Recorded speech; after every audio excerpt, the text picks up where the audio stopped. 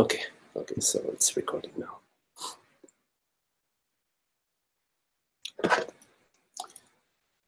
So, as you know, if you have any question, anything that you want to explore, feel free to speak your question or to write your question in the chat box.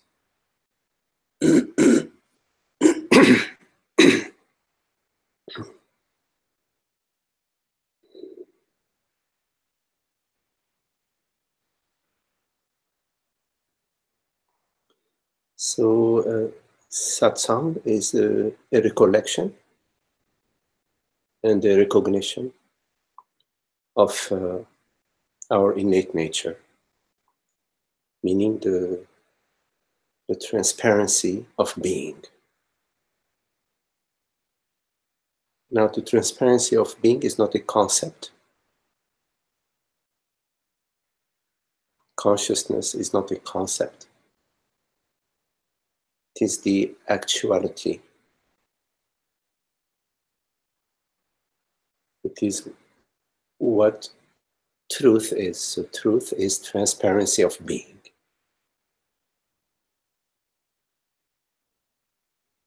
And it's also wisdom and intelligence, which is universal, the universal knowingness, the universal intelligence, the universal wisdom. You are already, this wisdom is innate within you. The knowledge of I am, the universal knowledge, is already within you. Dormant, it is dormant. Because your interest is in your person. What thought says you are. Your interest is in what thought says you are. So you are a worshipper of thought. So we are worshipping thought. We are worshipping the content of thought. And behind the content of thought, there is this impression that I am a character, I am a person that is defined by thought. But we're not aware that this me that I am is in fact a mental concept. We feel, we believe and we feel that it's true that I am a man, a woman, that I am an entity in time and space. And the transparency of being is therefore veiled with thinking about me, my life, my future, him and her. Why he did this, why is he doing that?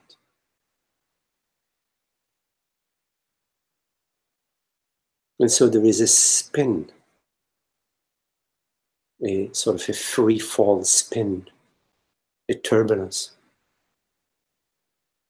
which is the turbulence of the me, the I thought.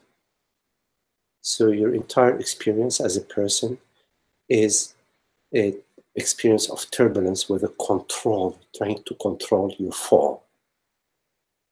You're trying to amortize your fall. But all along, you're experiencing the turbulence of thoughts and feelings. So whenever you're able to hold on to something, you hold on tight to it. You hold on to a belief, you hold on to a person. A lot of people hold on to their family members. They hold on to their partners. They hold on to their job. They hold on to their image. Hold on to their money. And then we experience the loss of having lost somebody, or having lost our fortune, or having lost our home, or lost our partner.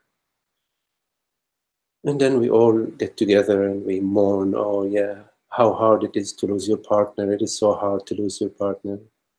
It's so sad, it's heartbreaking, it's miserable. You know. And so we feel connected in this lamentation. Oh, we lament together, so we are together one in the lamentation. Oh, yes. And then we feel for each other. We say, oh, I feel for you, and we're all together in the feeling for each other. And it's all la la land stuff. It's all complete la la land.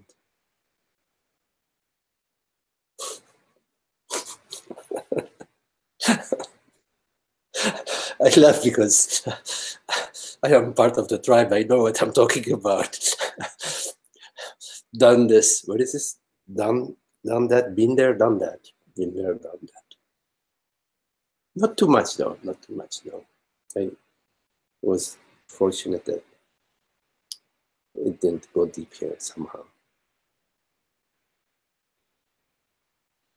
But all the lamentation is a lamentation about a person, of a person, hoping that this person will feel better and feeling sympathy and love for this person. It's all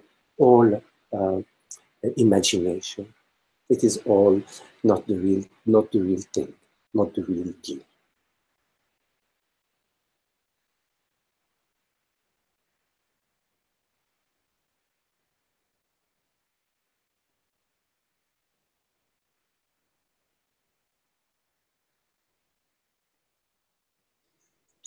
Magdi, it's Esther. Hello, Esther. Hello. I just had a 95-year-old neighbor pass just on Sunday, and so I'm experiencing this lamentation thing in the neighborhood. And, you know, it's like you be there as best you can, knowing that it's all fake. You know, it feels so fake. But so it's kind of tricky to be in the midst of that and not judge it, you know, to be with it and just, I guess, wait till it's over. Yes. Yes. Well,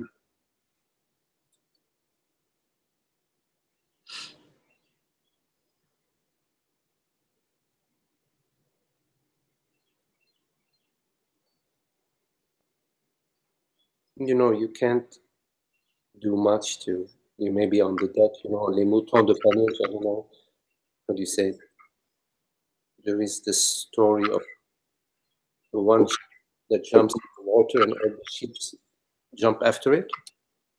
You know that story? The lemmings that jump, those little animals that jump into the sea. Right, and the others that follow it. Everybody follows, yeah. That's, you know that story, yes? There is one lamb, Yeah. and the others follow. Mm-hmm. And you are on the deck and you see this happening. There isn't much to do, really. But judging, no, why judge? Because when you judge, you are separating yourself from what? There is no, all is I, all is the self. Mm-hmm. So it's imagine separation. You're judging yourself. What for? Yeah. You just be still, watch. You know, we feel that our connection is in our story. Our connection is because, you know, it's our neighbor, we did this and that together and so on. But that's not the connection. The true connection is the love. True connection is what we truly are. We already are one in love. We are already are one in consciousness, as consciousness. And consciousness never is diminished or augmented. So the death of a body is not registered by consciousness. It's just the body. Like leaves fall off a tree, you know, or branches fall off a tree, or the whole tree goes down. It's all insignificant for the forest, insignificant for the universe. There is nothing that's added or augmented from the universe.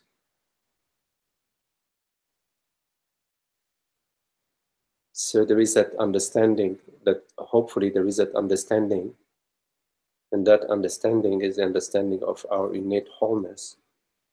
And so you bring it home, you bring it to your actual, this moment, which is a timeless moment, timeless eternity of being. You come to the eternity of being and you live as that, and you come to the vastness of being, which means that the reality of consciousness, when you come to the reality of consciousness, you're realizing everyone's reality. You're expressing the one reality. And in reality, it doesn't get augmented or diminished by the death of a neighbor. We are very traditional, so we go, we is awake and we light candles and so on, and we chant and we weep. I remember when I was a young boy in Lebanon, they used to carry the cercueil, how do you say it? The box where they put the dead person, what is it called? The coffin. The coffin. They carry the coffin in the street. And there are like hundreds of people that walk in the procession. And some people come and they hit the coffin and they speak. They tell them, when you see my cousin Nabil, please say hello to my cousin Nabil. Tell him we love him. Something like that.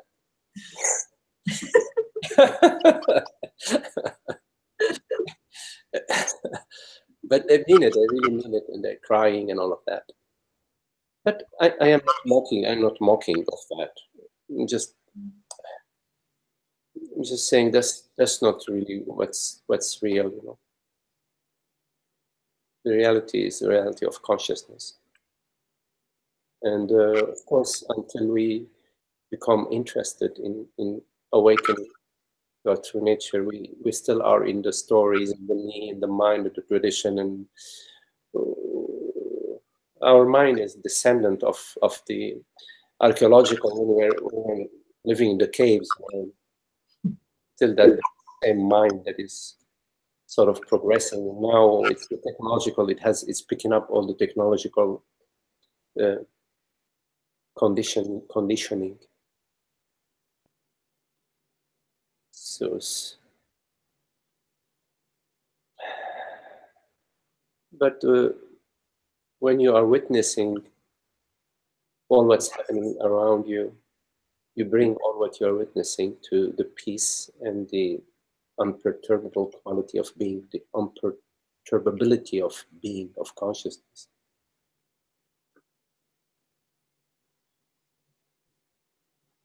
We don't buy into the stories. We don't buy into the me story, into the I story. The first I story is not the neighbor, it's I, a man, I, a woman. So you give up being Esther, you give up the whole Esther story. You live as presence. The presence has no name, no age, no gender. It's not born, it's not dying, it's not aging.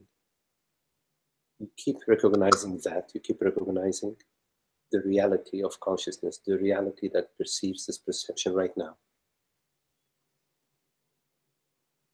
That has no name. It's undefined, it's invisible. It's substanceless. And yet it's undeniable. The I is undeniable. The I of awareness, the I of consciousness, the I of presence is undeniable. And then you rest as that. You don't limit that inside a body or inside a concept or inside an idea. You recognize that as being edgeless, borderless, formless, infinite. Like the breath. Breath is infinite. It's vast. When you breathe, the entire universe is breathing. The entire cosmos is breathing. So don't personalize this whole idea, this conceptual realm of being a person. You let it go. You don't need it.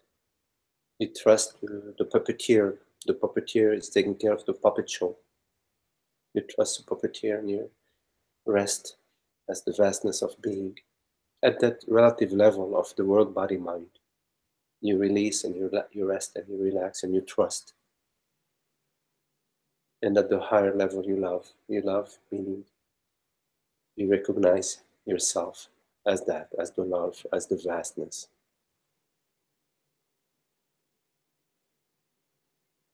And whenever the mind is downloading the me story and the him story and the her, we recognize that. We recognize that this download. We don't judge it, no, just to recognize it.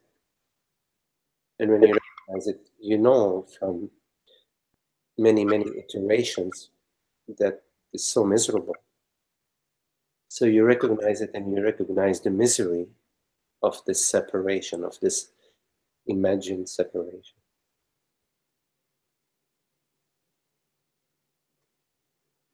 And you rest. You don't follow it to fix it. You're not trying to erase it. You're not doing anything, simply resting as being.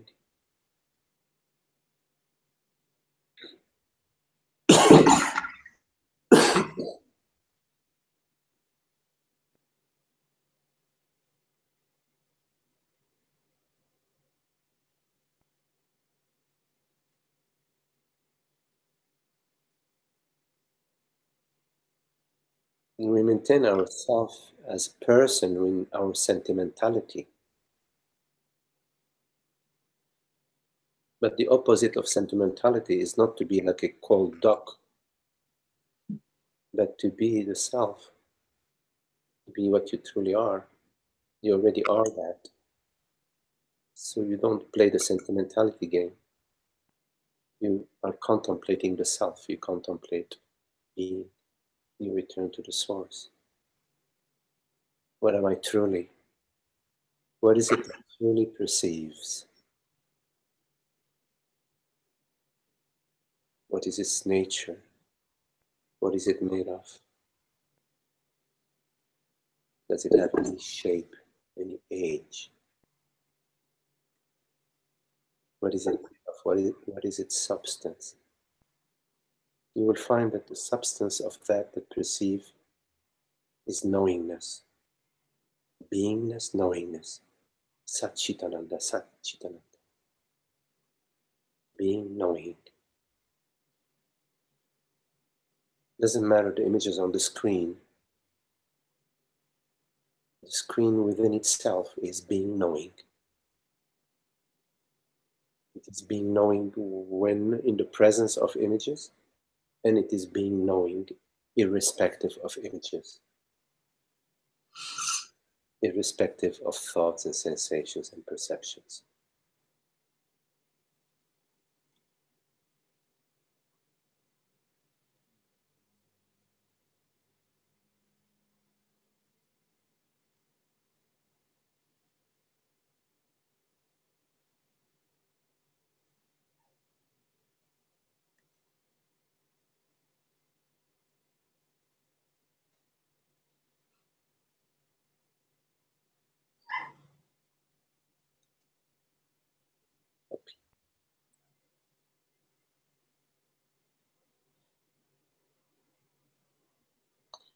Any questions?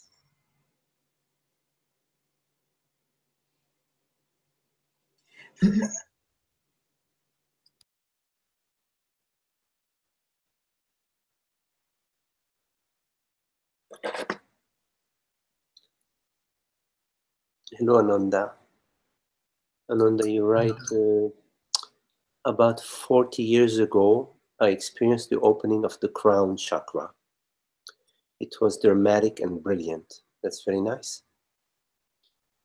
It occurs to me that this set the scene for my subsequent interest in consciousness awareness, free of limitations and separation. Yes, yes. This was so significant that I have wondered how someone can be spiritual without such a revelation informing that interest. Is there anything lacking due to the non-arising of such a revelation?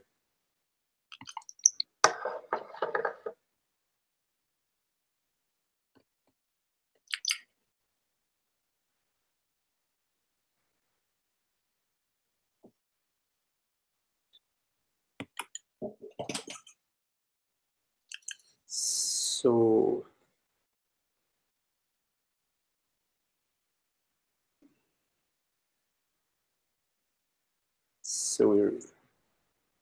it's a vast ocean, the ocean of consciousness, God's ocean, the ocean of bliss, the ocean of Sat-Chit-Ananda. And there can be a crack in the shell. There is like a shell. There can be a crack in the shell, and you may find yourself in the front facing a large opening, and you perceive the vastness of being, and you recognize yourself in that vastness, and it takes your breath away, and then it shuts back again, but you've been transformed by this enlightenment, by this glimpse into God's grace, and you're no longer the same. You find yourself 40 years later. All you're thinking about, all you love is deepening and deepening and deepening your establishment as the self. So the question is, when there is like just a small, teeny tiny opening where we just perceive a little ray, or when there are like many teeny tiny fissure. How do you say fissure? Like a fissures. Fissure in not a wide opening, but just a fissure. But still, the light of the self, the light of consciousness, shines through in little ways. When you are walking in the field and the sun shines brightly, you feel the sun, and you feel the warmth of the sun and the light of the sun, and you love it. And when you're walking in the forest and there are the sun sort of in sporadic ways falls through the forest, and it falls on your face, on your shoulders, on your body, here and there. You're still enjoying that sun, yes? Yes. Still, it's the same sun, and the enjoyment is an enjoyment of the sun, yeah? So you could be in the depth of the forest with a little sunshine here and there, and it's like, oh, how beautiful. And or you could be out in the big prairie, and the sun is shining all through, and you just really love it. But so the question is, do we need to be walking out in the open prairie in the full sun in order to really get this love and this enjoyment and this revelation of the sun, as opposed to being in the forest and having the sun shining on us here and there? It really, in both ways, it's okay. In both ways, it is the same whisper, God's whisper, that is speaking to you. In some cases, like you just described, there is a large opening, a full glimpse of the self, and sometimes a glimpse of this magnitude, in your case, is a very happy one, which is really nice. In some cases, it really intimidates and makes people really get deeper into their closing around their personhood, and they may have a totally different effect than the effect that you are describing. And I've had that one too. A couple of years before this experience, I had some opening that caused almost psychosis. Contraction. Yeah. Yeah. It could be. So God is complete freedom. She reveals herself in infinite ways.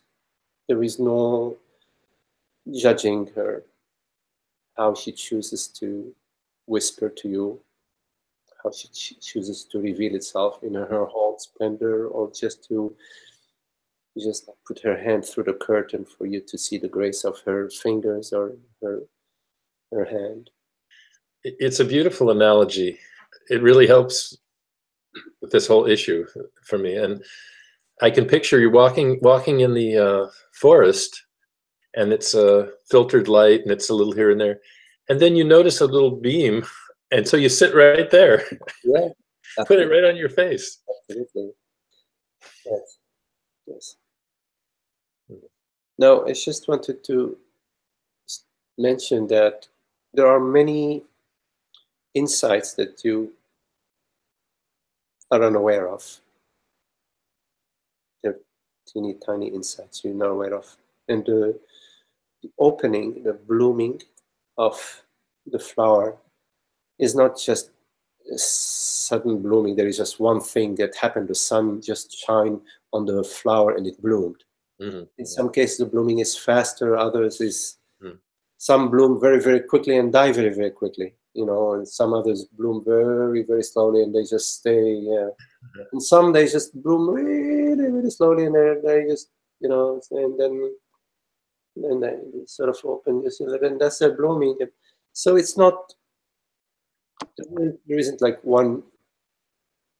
There is one destination, obviously, one destination, which is the unwavering sahaja samadhi, the unwavering knowingness of the self, the knowingness that does not come and go. But how we get there are many different paths, and they're all equivalent. They're all the same. The only thing that I would say is, in your good fortune, if you recognize the teaching, and in some cases the teacher, that do not refer you to a rest area. They take you straight to the ocean. They don't have you rest in so many different spots and say, well, that's good enough. It's only good enough when it's completely absolute. But until it is absolute, it is not good enough. Well, great. That was great. Yeah. Partly this is because I've been because of my own path, I've been championing various cathartic things, breathing exercises, and I still do, some of that stuff for the kind of expanded state that comes from it. And I'm just, it just seems a little peculiar. I'm losing the interest in promoting that anymore. It's just like if somebody happens to stumble upon that way, and it it flips the switch, great. But somehow I don't feel a kind of almost obligation to share, almost like in the days of Ram Dass and company, in the early days of our spirituality. It was such a fascination to share on that level. I say the same desire to share via you're sharing, but in a more fully informed, or whatever, fully resolved way. Say. Yeah.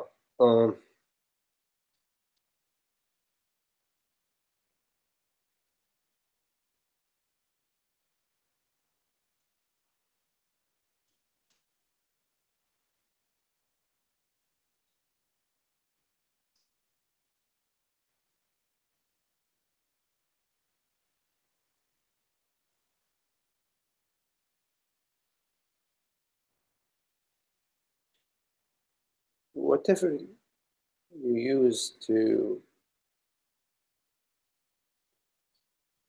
arrive to the revelation of the self, whatever you use, you have to discard. Mm. Whatever methods you use, you have to realize that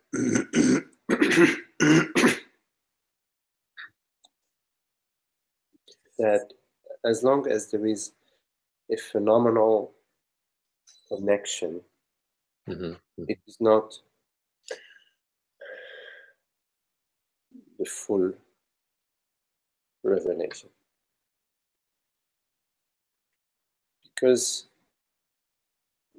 the phenomenal realm and the noumenal realm are not at the same level. The phenomenal realm is at the mind level. It has in it exercises, objects, and forms, and it has in it a subject that is doing certain practices, and there is the personal intention. Yes. Now, the yogas that the guru shares, that the teacher shares,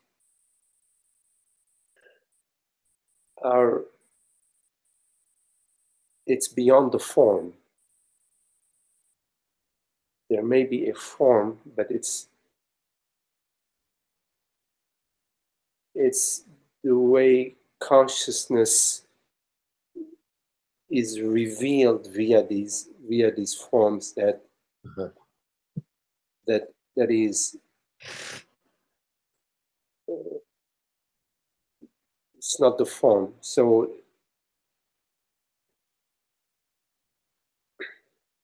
there are some yogas that are shared in the teaching, but the yogas are shared from a certain placeless place. Yes. They're not shared from the phenomenal realm. They seem to be phenomenal, but their import is noumenal, is non-phenomenal. And the teaching teaches itself when you no longer are, when in your absence. It teaches itself. It expresses itself in your absence, not in your presence. Of course, we love to share when we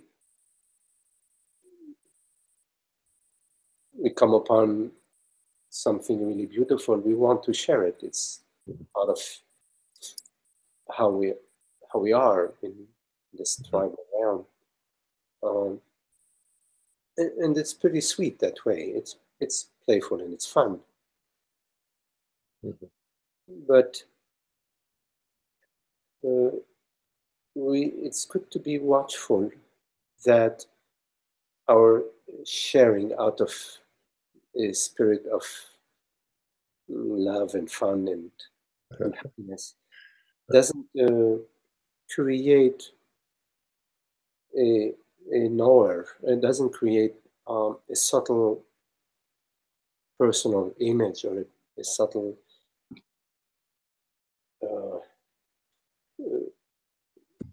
distinction between myself and others, you see, or even myself and myself, that I am a special person or something. Whatever. Have to really be watchful for that. But at the same time, I think there is a certain happiness in sharing. You know, I have this beautiful, it's a small John Klein story I just want to share. We had these yoga retreats, and it kind of looked like Hatha yoga. You know, he'd be guiding through the head to knee pose or something. But I'd be like awkwardly trying to do it, and just but following his meditation advice. And then when you you feel that you are in the expanded state that he's describing, and he puts his hand on the shoulder and says, "Oh, I think it's perfect," and the pose is not there. You know, you haven't done the physical pose, but he knows that you got the whatever it is, the spaciousness or something. Yeah. Yes. Anyway. Yes. Oh, thank you. That was great. Okay, Ananda. Hello, Magdi. Yes, hello, John. Oh, yeah, hi.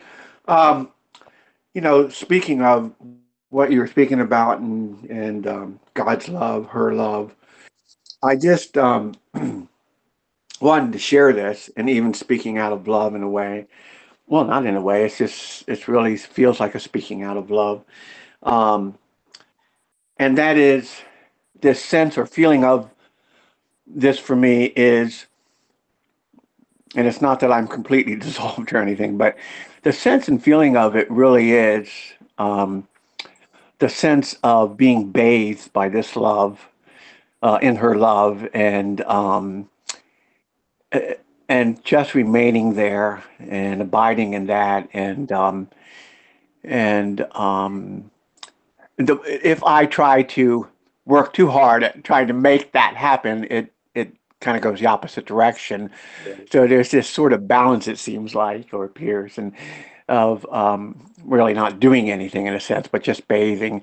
And eventually, I mean, it seems like more and more for me in this sense of that there's a dissolving, that eventually, that in this bathing, I'm totally bathed and dissolved in her love until I become one with her. And that's a beautiful sense and feeling, and very much a very conscious for me, this consciousness for me. So I just thought I would share that.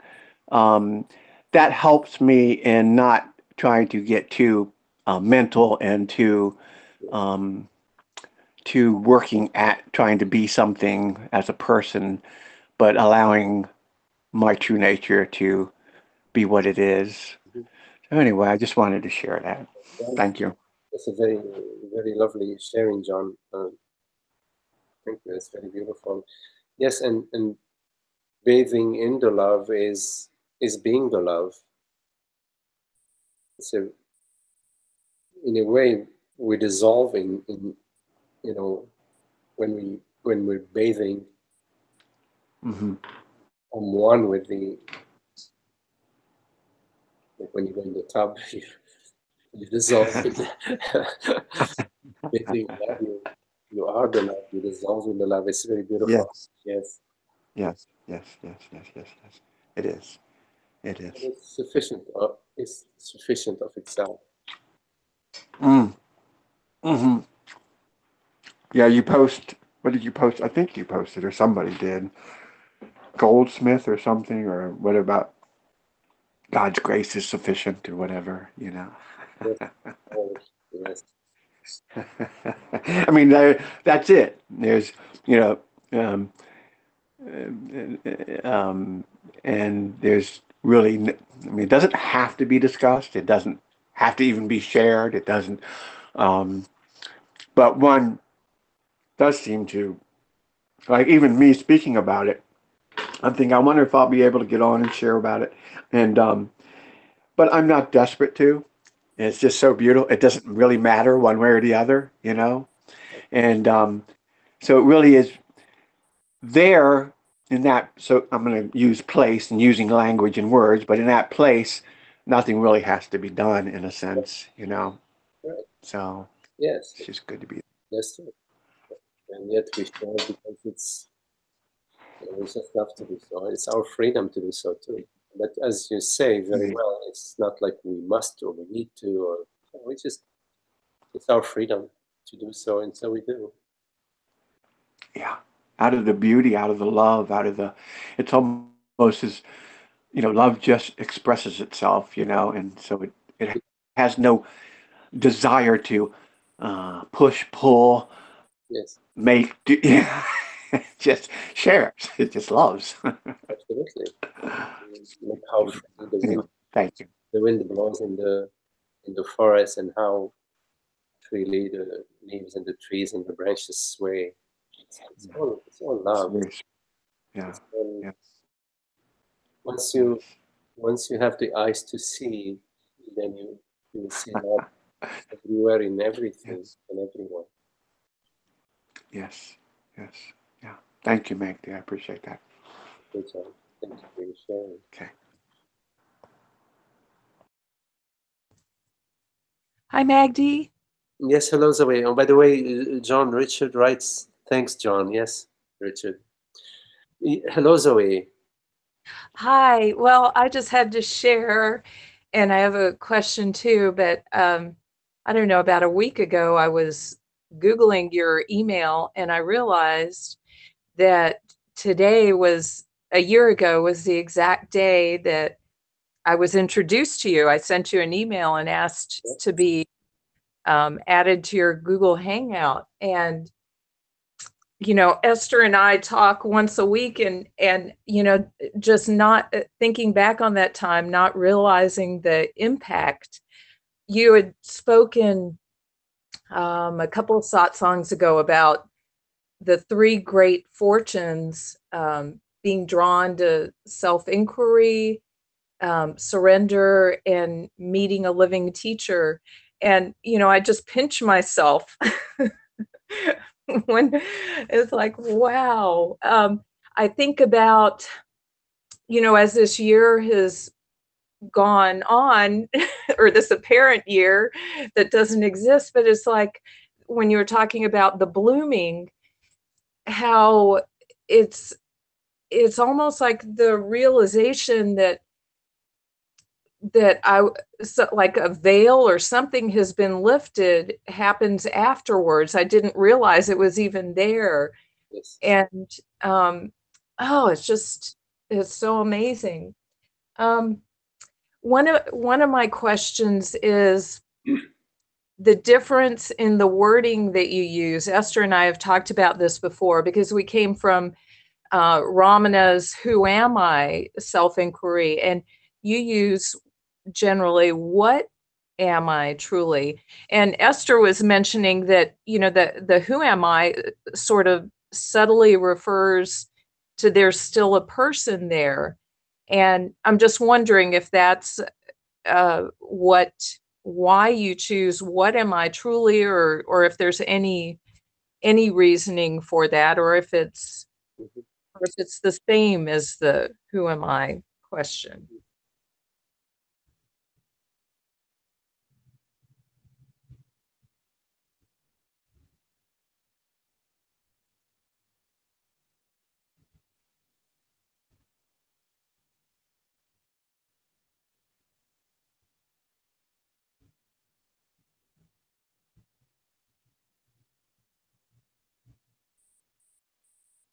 There is a koan in the Zen tradition, sort of an introductory koan, introductory. You're familiar with the term koan? Yes. Uh-huh. Yes.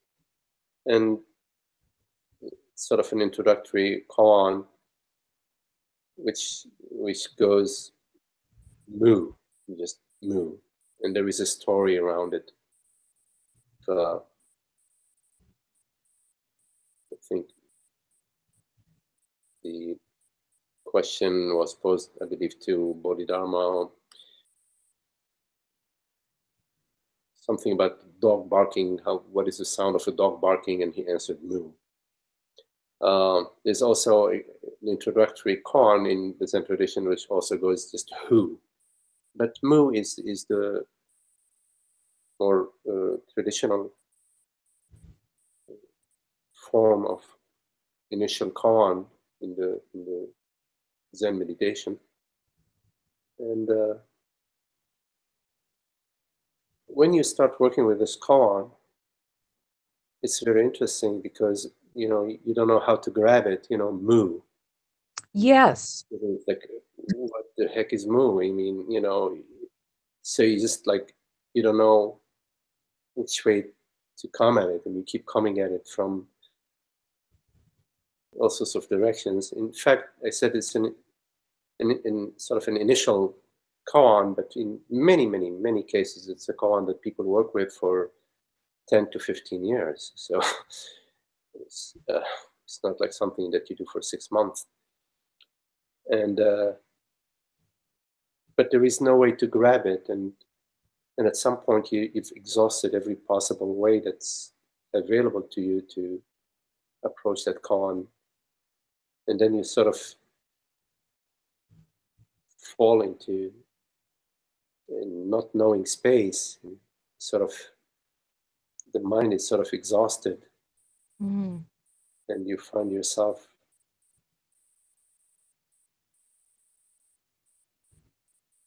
not knowing, and even that not knowing dissipates itself in just a presence, but you're still in a way working with the koan move, because you meet with your teacher, and always your teacher asks you, well, speak to me about your koan. So it's somewhere in the space there is still that, there's still a move.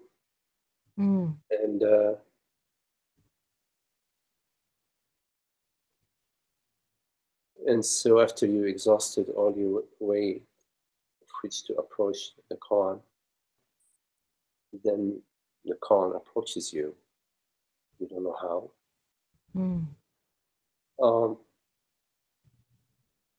So who am I, or what am I truly? I feel that what am I truly is cleaner, has, yes, as you were saying, Esther, less of a allusion to a me or to someone. And it sort of opens the question not just to the body, but everything else. What is less focused than who? It includes the trees and the wind and the sunshine and thoughts and dreams, and there's nothing that is not included in who. In what? But in who, well, the chair is not included in who, because who has yeah. So I'm, yeah, you are right, and you and Esther are right in that that question of what am I truly resonates more with the way I share the teaching.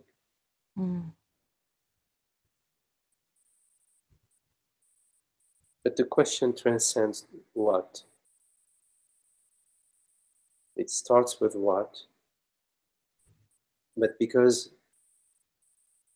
the invitation is not to ask what am I truly, but also not to rely on the mind, not to rely on thought, not to rely on anything that from the past to hijack your contemplation. So when you say what am I truly, you're posing the question in presence, you're posing the question in the timeless, the eternity of being. And you're inviting the eternity of being to contemplate that question, because there is nobody that is contemplating this question. Because if there is somebody contemplating this question, then you are back in thought. So the question is posed out of consciousness to consciousness. What am I truly? So consciousness, which is universal being, poses the question, what am I truly? And it doesn't pose it to a person because it knows nothing of a person, because a person is thoughts and memory, images. So it's posing it to itself because there's only one being here, which is the I am. So the question is posed from I, from universal beingness, to I. Consciousness poses itself this question and rests with that question. So the question is answered within itself. Within itself is, within consciousness is the question and the answer. So the question and the answer meet. They meet in your silence, in your inner silence, and in the dissolution of the mind.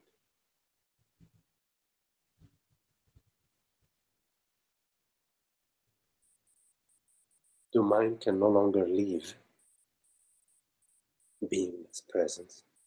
Can no longer form anything, because there is no past in this moment, there is no past in this question. It has no place to go, nowhere to go to grab something, to put pieces together to create some sort of puzzle. It remains at the edge of the question and the answer. It remains at the placeless place where the answer and the question meet each other, and as they meet, they dissolve in each other.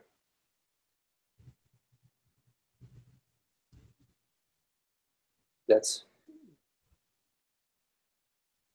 how what am I truly is contemplated. With that understanding, which is not an understanding in time,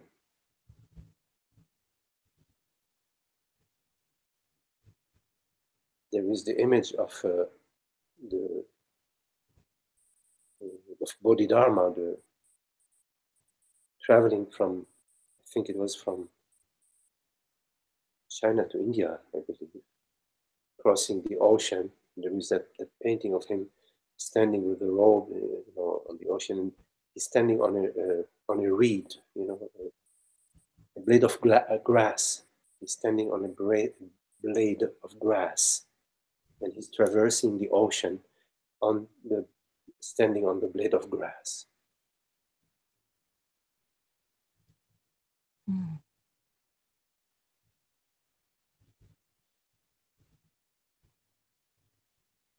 That's beautiful.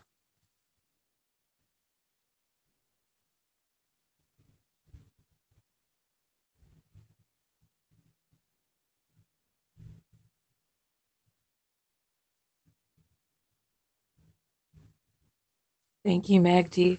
I have another question, but I'll wait and let somebody else have a chance. Thank you. Okay, Zoe.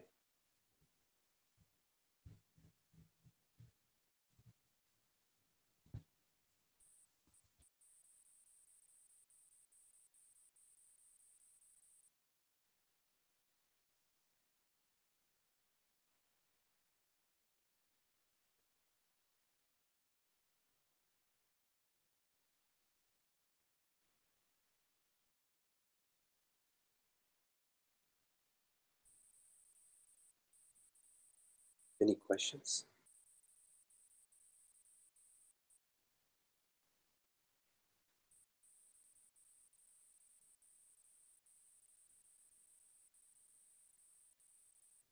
Holly, you must be in Hawaii, no? That's right, I'm in Hawaii. Oh, wonderful. I just realized, yes, you traveled to Hawaii. Wonderful. Yeah, maybe you can see. There it is. Yes, oh, lovely. Beautiful. Well, great. Yeah. Enjoy your trip. Thank you. Thank you.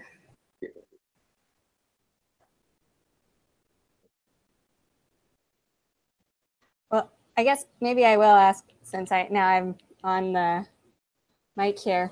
Yes. So I'm not quite sure how to ask this question. I've sort of had it rolling around, and I feel like, Michael mentioned one of his early sort of spiritual invitations. And I had an invitation myself about 15 years ago, and it seemed to come with very little effort. I actually was in meditation, so I mean there was obviously some effort, but it was very spontaneous. So, you know, I just kind of puzzle over it. Maybe you've already talked about invitations plenty, but I guess that invitation is just like you said, like kind of a popping of part of the eggshell or a little bit of light getting through or something like that. And maybe I'm caught up in my mind with, if that was so effortless, what is it that happens in the meantime between that initial very spontaneous occurrence and I don't know, whatever presumably may unfold in the future, which I'm sure at the time also probably feels very spontaneous and effortless. So what is all of this that we're doing in between? Mm-hmm. Yes. Just a couple of words about you know, a glimpse into the self. What you're describing, Holly, and what Ananda described also. I refer to them as a glimpse into beyond the mind, into the reality of consciousness, God's reality, universal truth. These sort of glimpses, the mind is absent, and the mind doesn't know. It's not there. It cannot know what's going on. But it is, you know, you as consciousness are perceiving yourself. You're perceiving the vastness of yourself, the infinity of yourself, or the transparency of yourself, or you as everything. Whichever way the mind may verbalize it afterwards. The point that I'm making is that whatever the mind says has happened is just a teeny tiny story that's made out of 100 pages, out of something that has infinite pages, sort of as a metaphor. But the impact of insight, of a glimpse into the self, goes deep.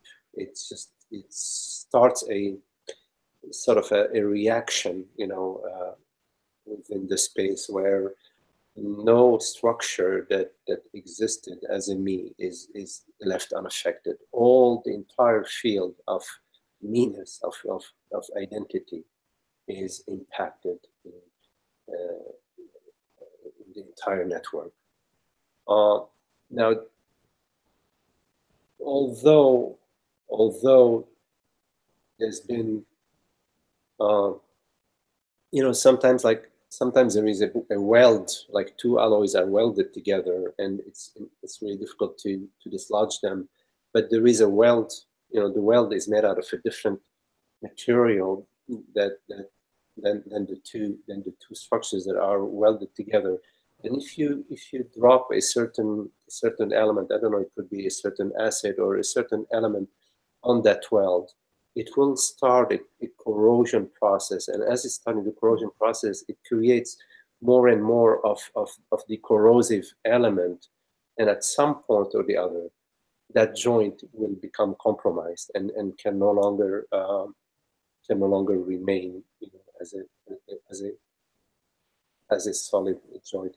In a way, just using this simple metaphor to refer to what the impact of a glimpse into the self. It is as if every node of identification in the system, in the structure, is now compromised. But it's a matter of what happens in between.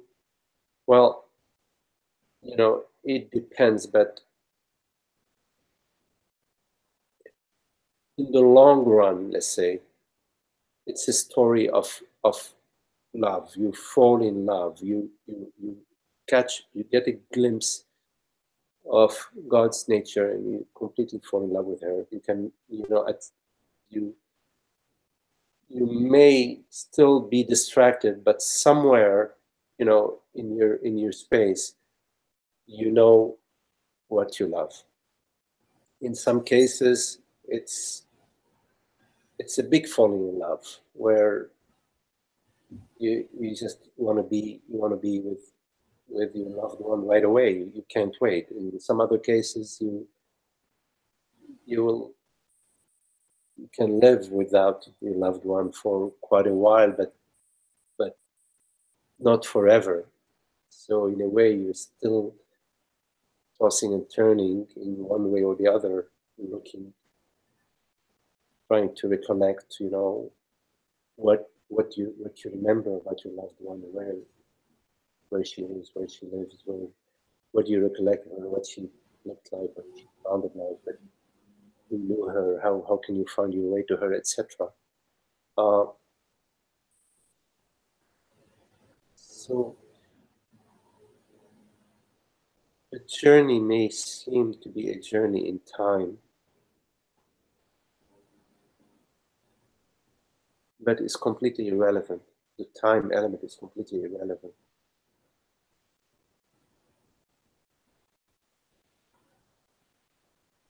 It doesn't matter how much time it takes for you to make it home, because you're on your journey home. So it doesn't matter. You just continue to forge ahead, and the mind may arise saying, "Oh, God, it's taking so much time," but you don't care. So, doesn't matter what time it takes me. I'm on my way home. So hopefully in between your initial glimpse and where you are now, which is very actually clear to me in speaking to you, that you've been journeying towards home. You're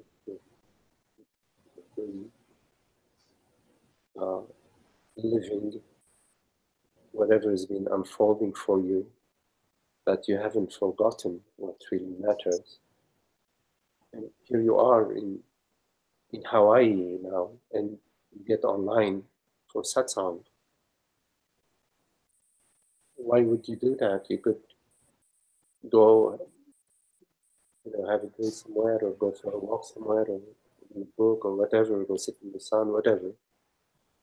But obviously, you've been journeying towards awakening, towards fully established completely as the self. So what happens between the initial glimpse and where we are, specifically here as a group, we are journeying towards recognizing, becoming established in our recognition of what we truly are. Now, there is nobody else's experience but your own. That's really, the question is a question from yourself to yourself. It doesn't pertain to anybody else. It's a question that only pertains to you, because it's your question, and it's not about anybody else but yourself. So you can just look for yourself. What happened for me between my initial awakening and now? Where are you right now?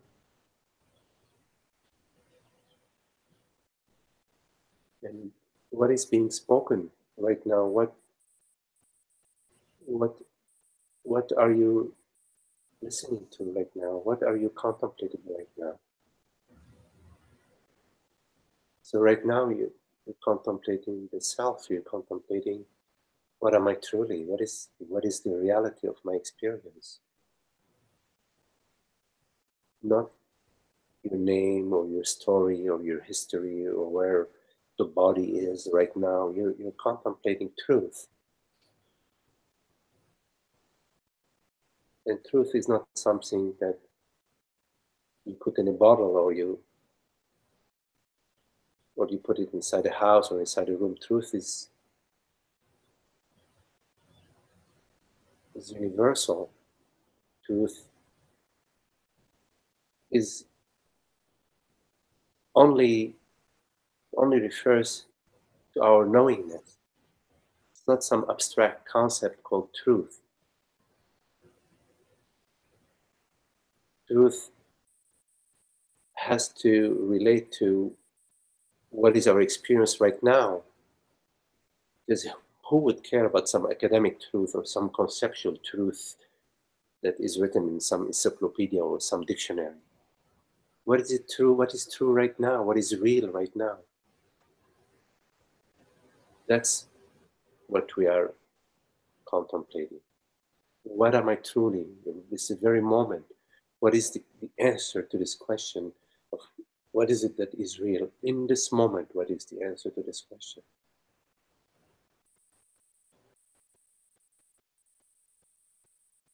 And when you look at this question in this very moment, you find that there is one reality.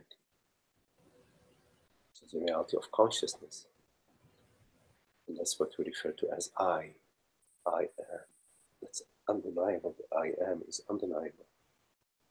Consciousness is undeniable. In the contemplation, what am I truly? It's I am consciousness, and I am knowing. I know I am, and I know I am conscious. I know I am, and I know I am conscious. Sat-Chit-Ananda. So the answer to your question comes from how you are living your question in this very moment. So my question in this very moment is, where am I at right now? And so when you go to this question and you invite it to the mind, you tell the mind, please tell me. The mind will tell you, oh, you are in the living room in Hawaii, blah, blah, blah. It will tell you some story. It's borrowing concepts. It's borrowing concepts. Hawaii, it borrows concepts. So when we ask the question, what am I right now? What is happening right now? What is my reality right now? We pose the question not to the mind, not from the mind, from consciousness to consciousness.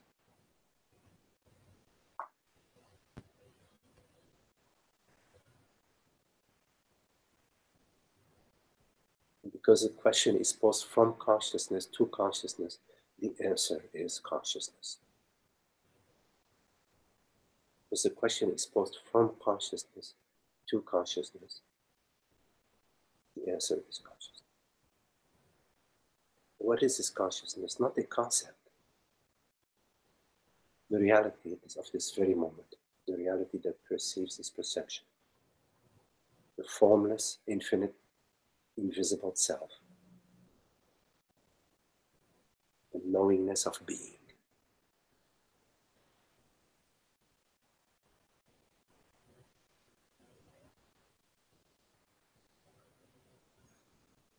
So this is how you question.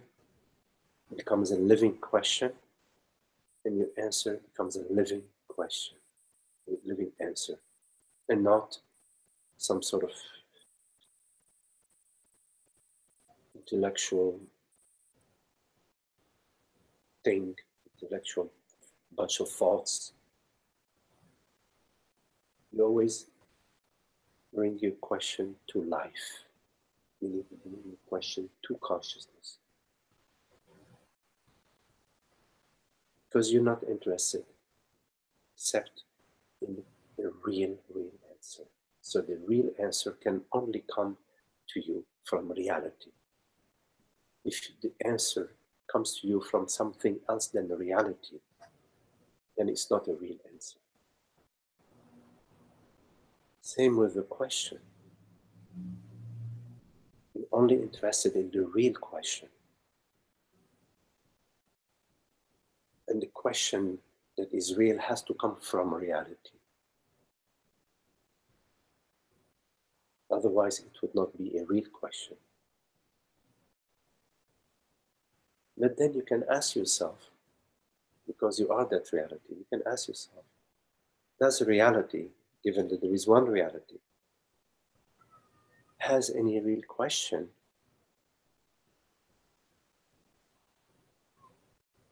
You may wonder, maybe there are no questions. Or maybe reality is playing the game of hide and seek with itself. It's asking itself questions. Am I real? And then it says, let me think about it. Yes, I am. Am I infinite? Yes, I am. Maybe consciousness is playing games with itself. As long as you're enjoying the game, Holly, it's okay.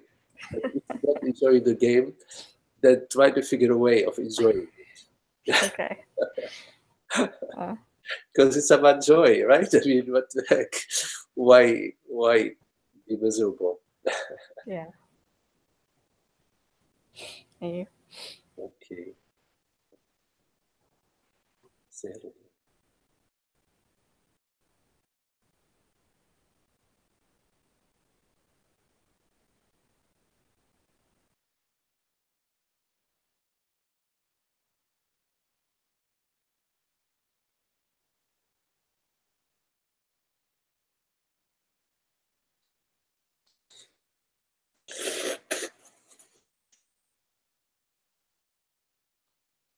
Any question?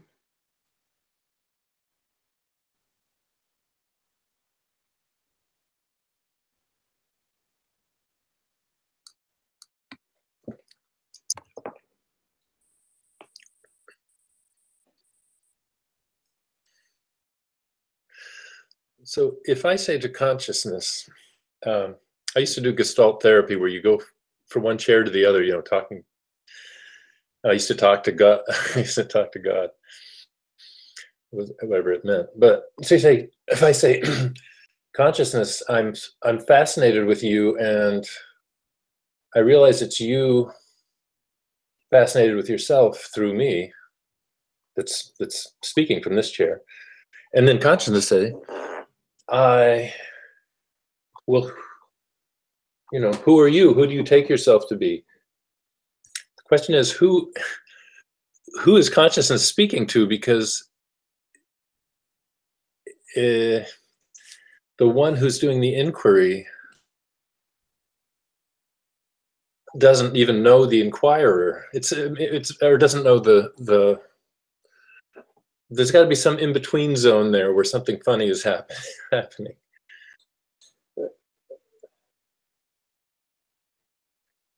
Let's put it another way.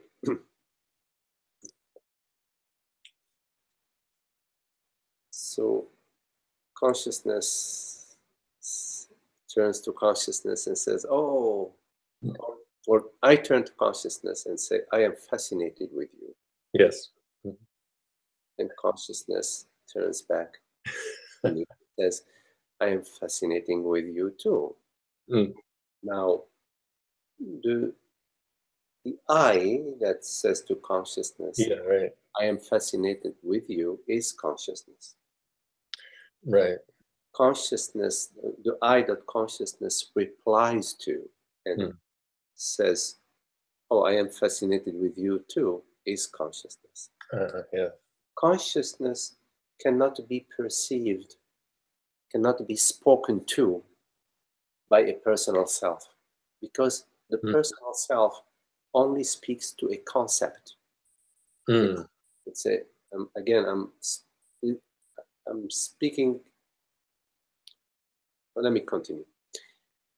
The separate self only speaks to a concept. In fact, I might as well say it now. Separate self never speaks. Okay, but in your dream, let's say in your dream, okay, you dream that you are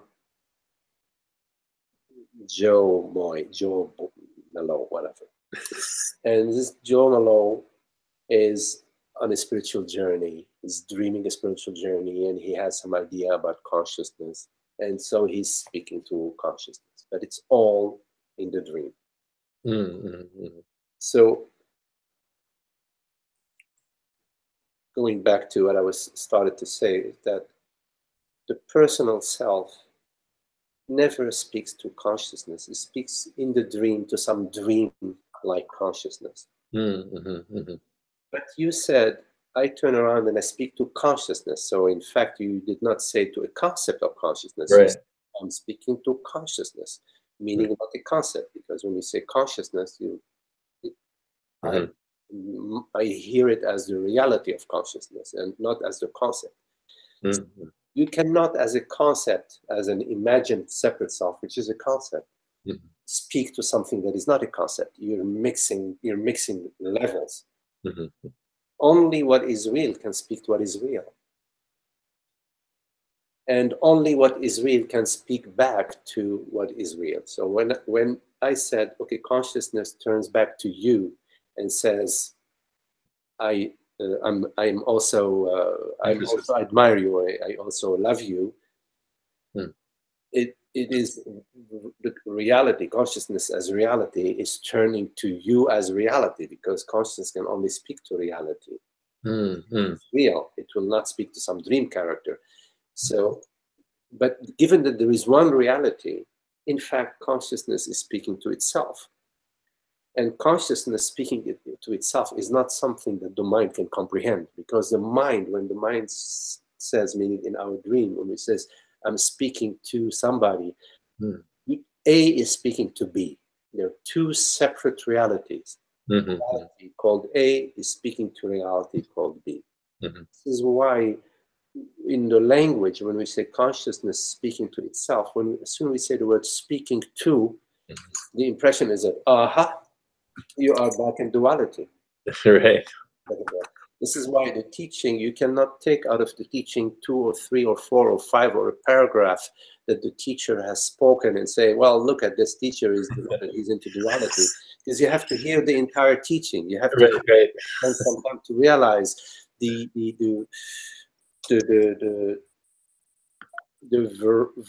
various ways in which the teaching is being shown. Well, something comes to me. There's this common term, this popular term, "speak truth to power." Remember that? I don't know. Yes. But it's kind of like that. So if consciousness, so this is cool. Consciousness can't speak to the dream character, to any dream character. Yes.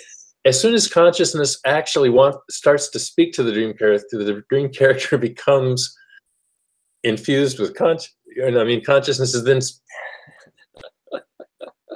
acting through the dream character. Which means what? What are you trying to say, Ananda? Well, just that because the dream character can't know consciousness. There is no dream character. There is no reality. I mean, okay, can we agree that we're speaking about purple unicorns? Okay. Okay, so say purple unicorns instead of saying dream characters. Oh, okay. So you can't really have a conversation with a purple unicorn. No, of course not. How could you? Okay, then it doesn't really matter. No, this is like the whole sahaja, where sahaja is still a bit of a mystery to me. Is like when you end up with peaceful unicorns, enjoying the pasture and they're each other's company, like the lives we see. Right? Giving reality to the unicorn. There are no separate selves. Better write that down. Go ahead. I already said it 1,000 times.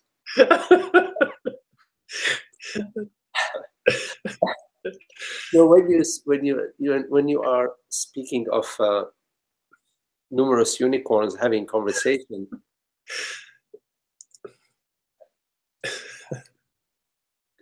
there's no there's no such thing. Right. There are no separate selves.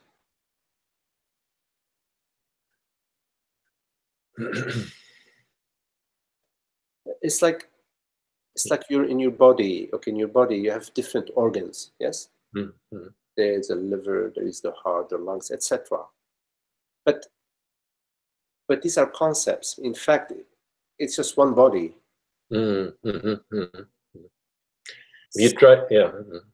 So think of a cosmic realm And what you refer to as people, there are different cells, blood cells, or some sort of cells within that entire cosmic realm.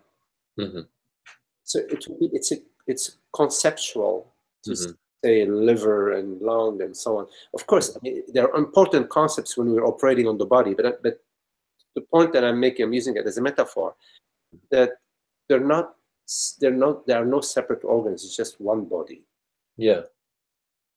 And some people will say, oh, well, wait a minute. Yes, we are one body, but there's also, we are both the one body and the separate organs. And so what is being said is that, yes, we are the self, we are the reality, but we are also the concepts. No. No. We are not the concepts. I see, yeah.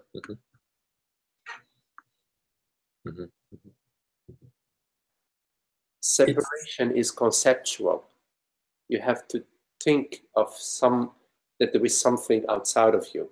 Because in your experience, there is nothing outside of you. In your experience. But in your thinking, the thought says, yes, the tree is over there, outside of the house, and you, meaning in parentheses, the body, has a name, it's a male body named Ananda, is inside the house, more specifically in the office, etc. All that is thinking, is conceptual. Not your experience. According to experience. According to consciousness, you are not inside this room. This room is inside of you. Right. The tree is not outside of you. The tree is inside of you. Right. It is, and often, we speak of, in fact, the trees. The reality of the tree out there only refers to the reality of consciousness, because everything that borrows its reality from consciousness. The reality of the tree refers to the reality of consciousness that knows the tree. And the reality of consciousness is not in the tree. The tree is in the reality of consciousness. It appears, it's as if consciousness takes on the form of a tree within itself. It doesn't actually become a tree. It says, okay, I'm going to, for now, stop being consciousness. I'm going to hop and become a tree. It's not like that. So the reality of the tree refers to the reality of consciousness. And consciousness always refers to I. I am consciousness. I am conscious, and I am conscious of being conscious, and I'm conscious of perceiving the tree within myself, meaning within consciousness. When I say within myself, I don't mean there is a tree inside my body. There's a body, there's your body, there's a body inside consciousness, and a tree. It's all. Yes, there's a body inside of consciousness, but you have to be careful to realize that the body that is inside of consciousness is not an actual physical body. It is a bodily sensation or a memory or an image that we refer to as a body. Like if you ask a 2-month-old baby, hey, tell me a little bit about your body. I mean, okay, you can speak. Let's say, at what age they speak? Maybe 8. When they start speaking, because you're speaking to them, or maybe you have ESP. You can do ESP with them. You say, okay, let's ESP. Tell me, you are a 6-month-old. Tell me about your body. And you go, duh. What are you talking about? What body? Because they haven't downloaded yet the concept of the body. They haven't yet downloaded the concept of the body and that I am the body, and they haven't yet downloaded the feeling I am the body. That comes later, slowly. Right. Add on, you keep on adding on a variety of conditions, and then you start feeling, oh yes, I am this man. Yes, I am this body. Oh yes, I am born in this village. Oh, my mother, my father. All this is. You ask the baby, what's your mother? I don't know, just they sense where the milk is, and they just gonna go for the breast. That's it. Hungry, otherwise they don't care. They're like to sleep. So it's not like there is an actual body within yourself. It's not like that.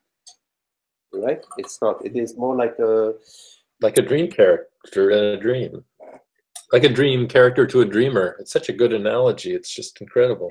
Yes, the dream character to the dreamer. If you are dreaming a night dream, you're dreaming. You can dream of 100 characters, but there isn't, in fact, any actual character. And some characters in your dream, they may be big and strong, and they may weigh 200 pounds, you know. Or you may dream of elephants, and they weigh a couple of pounds.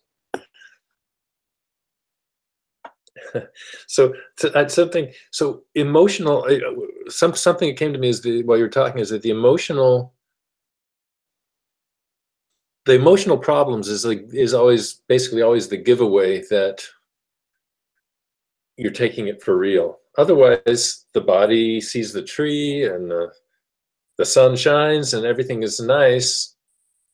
So the inquiry, it seems like the inquiry is about, you know, being sensitive to emotional disturbance that's based on false concepts. There are more than that. There is, yes, the emotional me that gets stirred up, and then we experience the angst, the unhappiness.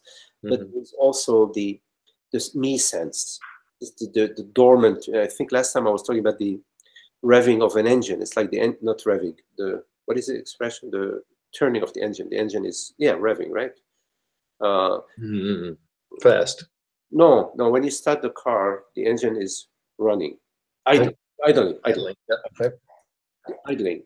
So there is also the me sense that you don't know. Right.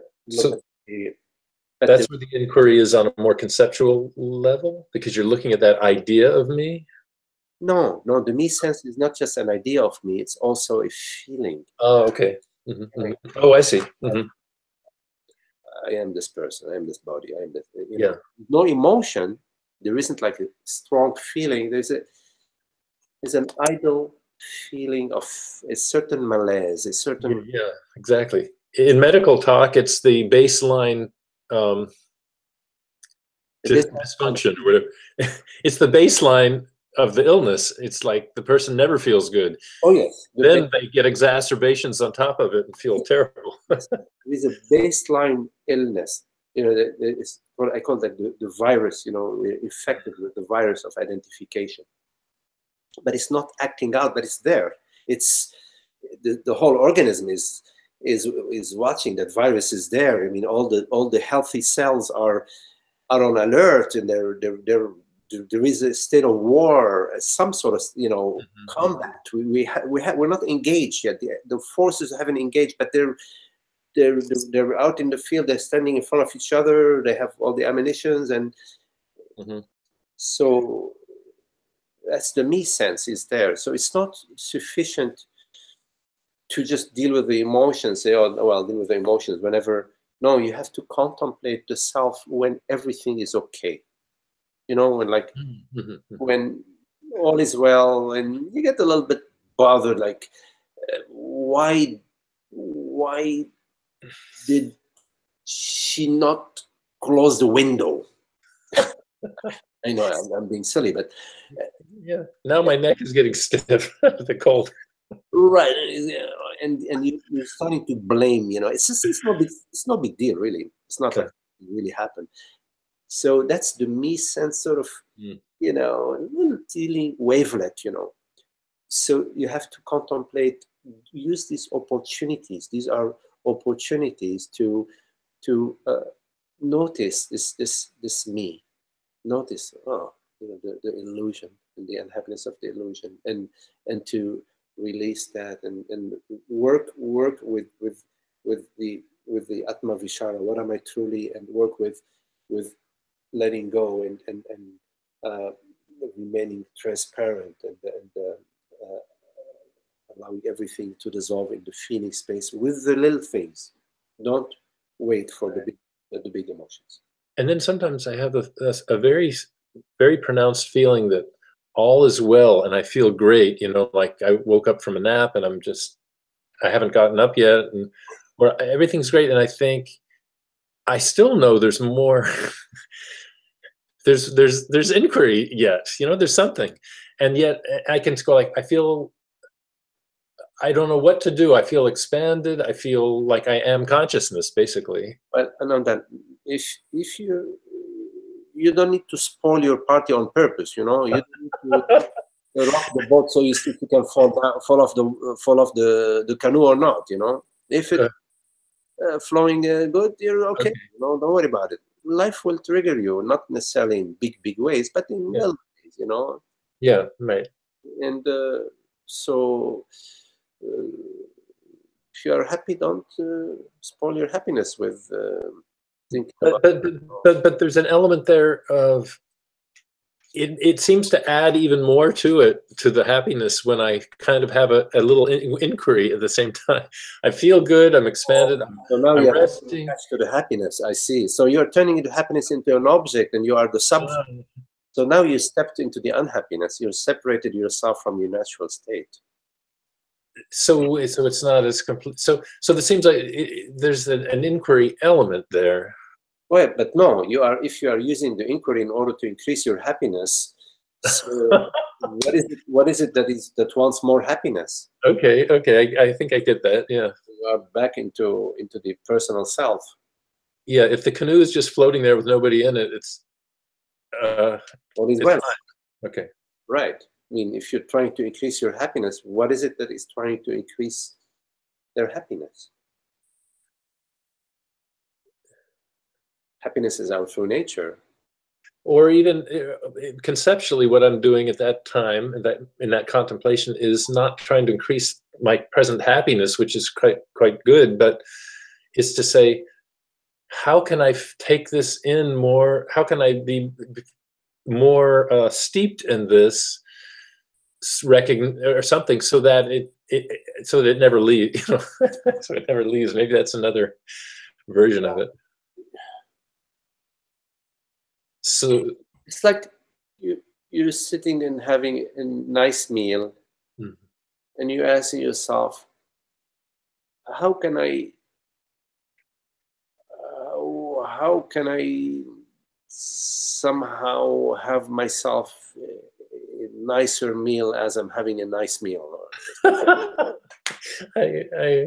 You're creating a problem where there is none. You know, you're having a nice meal. What the heck, I mean, just enjoy the meal. Yeah. Okay. I mean, I get that. It's just that this is indistinct. The reason that this comes up is because teachings from Ramana and everywhere saying, don't be, I think you just said it a minute ago, don't be content with go on to complete freedom. Yes.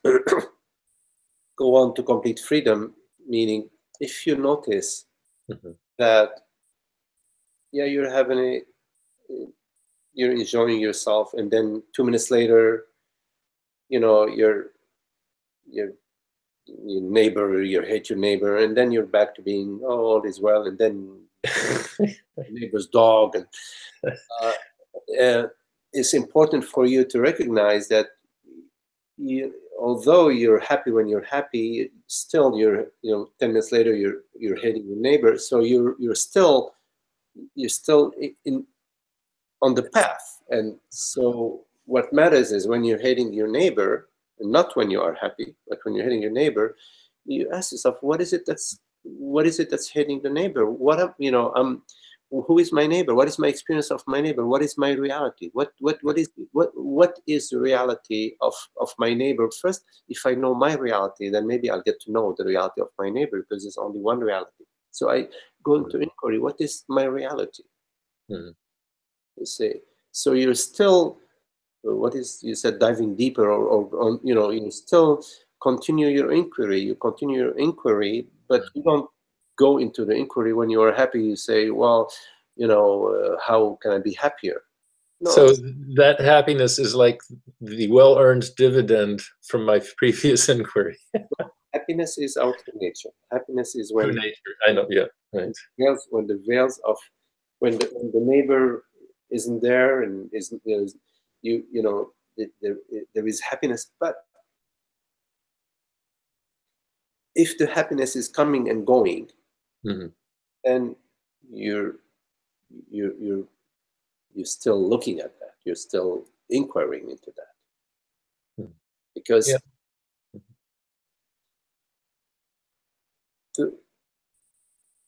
there is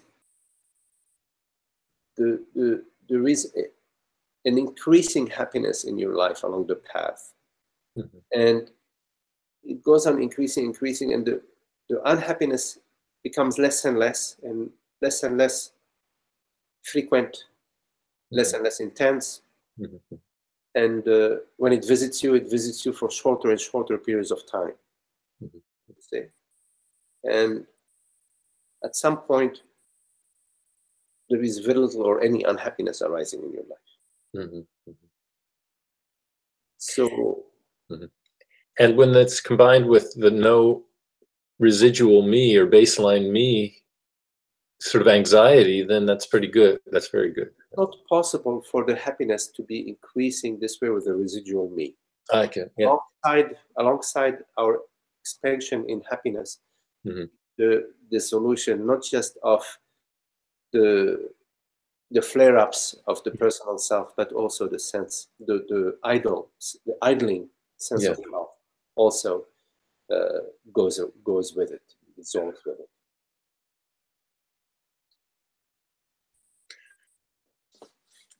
So it thins out. It's the stagnant sense of me thins out. It's as if it starts to sort of rise out. Simultaneously, the flare-up are less and less. Eventually, they're even no longer. But the contemplation of what am I truly is taking place not just when there are feelings and emotions, but also when there are teeny tiny disturbances, small disturbances that seem to be insignificant, but they are significant by how you use them. If you use them, contemplate the root source of separation, then they become really significant for you in a positive way. Right. They're insignificant in a negative way because they're no big deal, but they have a potential to be quite significant in a positive way. And so then it's kind of, every time such a thing is encountered, it's kind of a surrender with an immediate reward of more, spaciousness or expansion and all that. It's a surrender, and it's also a contemplation of consciousness. What am I truly? It's not the surrender, but it's also a contemplation. It's not sufficient to surrender. No. But if there's that feeling like when I'm doing this night shift job, and I'm exhausted and the phone rings one more time, you have to surrender in a sense, because you just say, put on the shoes and. You have to be watchful. In the example that you gave me right now, that you're sharing right now, there are two possible dynamics. One of them is that the body needs to rest. It has to be, there's to be balance between the resting and an activity. So there is a tendency that for us to overwork the body. We sort of we feel, because the me has this ambition, and it overlooks the body. It pushes the body. At the same time, that's one dynamic. The other dynamic is the me. That I'm the body, and sort of for the body being tired, I'm tired. The body's annoyed, and I'm annoyed. So. Anything. You will, so you have to give also the body a certain amount of good treatment, nice treatment. Eventually, then yes, you will, the psychology, the me identification will no longer be operational, and then yes, the body could be, it could be 4 o'clock in the morning and has an hour sleep, the phone rings and you wake up and you're as fresh as a daisy. At least you function. Let's not images. you know, let's not make images out of that. Yeah, yeah, yeah. What matters is that you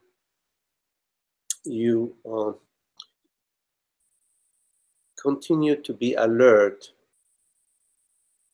whenever you're referring to yourself, you know, inwardly or outwardly as I, that you're referring to consciousness, not to the body, mind, Ananda. This is going to be a great satsang to listen to again. I'm so glad that you record them. And, yes, I know that's on YouTube and whatever. It's amazing, and the amazing consciousness as technology. Yes, very beautiful. Thank you. Okay. So yes, it's 6:45. Okay, Zoe, maybe we can look at your question another time, or because I think you know it's a good time to say goodbye now. Okay. That's perfect. Thank you, Magdi. Okay, everybody. Very lovely to see you all and to be with you as usual. Thank you. Very beautiful.